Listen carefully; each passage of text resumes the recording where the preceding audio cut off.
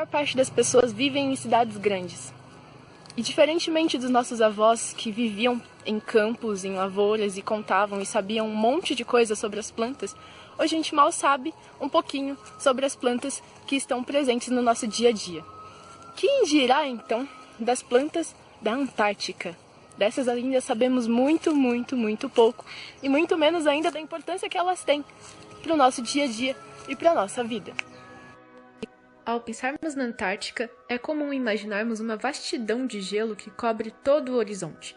Mas de fato, o que talvez poucas pessoas saibam é que a Antártica já teve sim uma exuberante vegetação. Há cerca de 40 ou 50 milhões de anos atrás, ambos os polos norte e sul eram cobertos por vegetação. Pesquisas e coletas recentes nos mostram que a Antártica já foi ocupada por árvores e que o remanescente de toda essa vegetação ainda existe de forma semelhante em lugares como a Nova Zelândia, Austrália, Nova Caledônia, o sul da África e até mesmo aqui, na América do Sul. Mas, no momento, a flora da Antártica é composta principalmente por 3 grupos importantes de organismos: os líquens, as briófitas e as angiospermas. E algumas delas possivelmente podem desafiar o que você entende por planta. Ainda que a gente acredite que as plantas sejam basicamente árvores de grande porte ou plantas como essa daqui, de folhas relativamente grandes, na verdade, boa parte de toda a vegetação terrestre é coberta por pequenas formas de vida. Os líquens são uma figura importante encontrada no cenário antártico.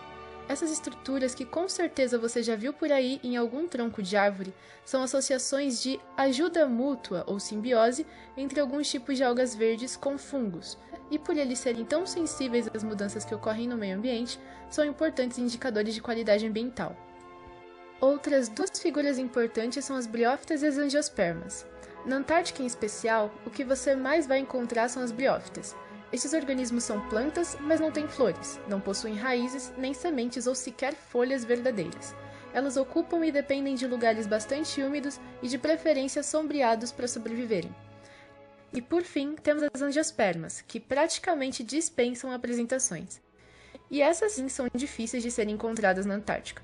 Para vocês terem uma noção, encontramos apenas 3 espécies de angiospermas na Antártica, enquanto que somente no nosso país existem mais de 32 mil espécies já conhecidas de angiospermas. Para entendermos melhor como se dá uma pesquisa sobre plantas na Antártica, conversamos com pesquisadores brasileiros do Núcleo de Estudos da Vegetação Antártica e também analisamos o artigo publicado por eles e elas na revista científica Polar Research. Esse artigo teve como objetivo principal acompanhar a evolução de comunidades destes seres vivos ao longo do tempo. Quando olhamos o resultado de uma pesquisa científica em uma revista ou na televisão, raramente consideramos os aspectos envolvidos para que ela pudesse ser realizada. Como não é um lugar muito acessível, antes de mais nada, nossos pesquisadores tiveram que se planejar levantando todos os equipamentos que seriam necessários durante a pesquisa. Todo esse levantamento levou pelo menos 1 ano. Estudos precisam de dinheiro para que possam ser realizados.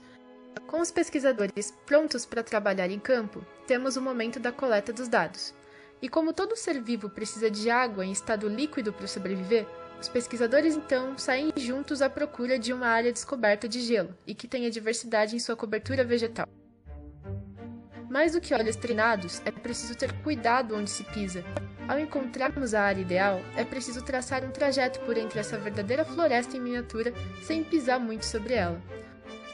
Uma vez que os pesquisadores e pesquisadoras tenham definido a área de estudo e o trajeto para a coleta, eles lançam um quadrado de 25 por 25 centímetros aleatoriamente sobre o terreno a ser mapeado. Passam um dia inteiro agachados observando, anotando e mapeando todas as formas de vegetação e simbiontes que encontravam dentro desse espaço delimitado pelo quadrado. Imagine que esse procedimento foi feito mais de 200 vezes ao longo de 40 dias. Ao final de cada coleta, os pesquisadores e pesquisadoras retornam para a base militar e o grupo se concentra em fazer observações mais cuidadosas com a ajuda de lupas e microscópios.